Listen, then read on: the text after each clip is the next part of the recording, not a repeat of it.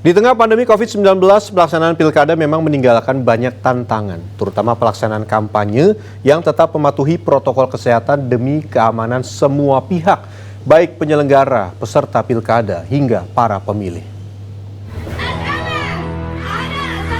Keputusan Komisi Pemilihan Umum yang sempat mengizinkan gelaran konser musik dalam kampanye Pilkada 2020 ditentang banyak pihak. Keputusan ini tertuang dalam pasal 63 ayat 1 dalam Undang-Undang KPU nomor 10 tahun 2020. Di sisi lain, KPU juga membatasi peserta kampanye terbuka hanya 100 orang. Kalangan musisi hingga Kementerian Dalam Negeri menaruh perhatian khusus karena kerumunan penonton konser musik berpotensi menyebarkan COVID-19 secara lebih masif. Penyanyi Tompi mencuit di akun Twitter menyebut gelaran konser di tengah pandemi berpotensi menimbulkan petaka baru. Ia mengajak musikus kompak menolak tampil pada konser musik kampanye di tengah pandemi sebagai cara untuk mencerdaskan calon kepala daerah. Begitu juga dengan seniman Sujiwo Tejo yang bereaksi dengan gaya satirnya.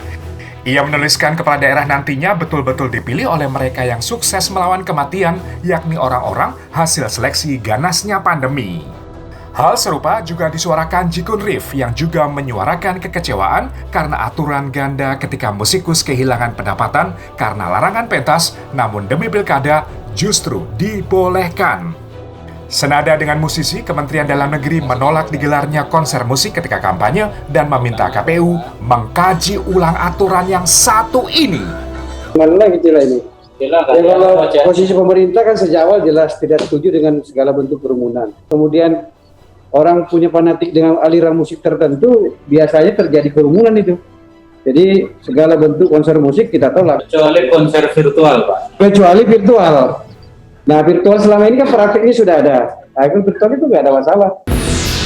Menggandeng tokoh terkenal termasuk musisi ketika berkampanye dinilai menjadi alat menarik massa yang efektif dan bukan lagi menjadi fenomena baru. Namun di tengah pandemi, kerumunan massa ketika konser justru bisa mendatangkan masalah pelik yang mengancam keselamatan.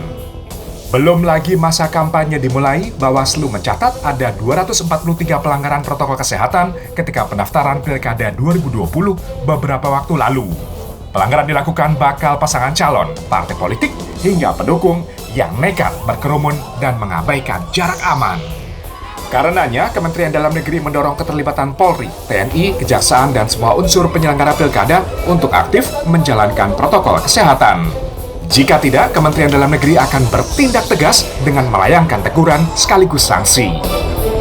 Beberapa bacalon yang mengerahkan arak-arakan kerumunan massa, ada 81 kepala daerah ya yang melanggar protokol kesehatan ini telah kita tegur. Ada juga yang kita beri penghargaan kepada kepala daerah yang tertib. Sukses tidaknya Pilkada serentak 2020 tidak hanya berkutat pada persoalan partisipasi politik dan demokrasi semata, tetapi juga mampu tidaknya seluruh pihak yang terlibat mematuhi semua protokol kesehatan demi mencegah penularan virus corona. Ini bisa dilakukan dengan adanya kolaborasi, pengawasan, dan penegakan hukum yang tegas. Tim Liputan Transmedia.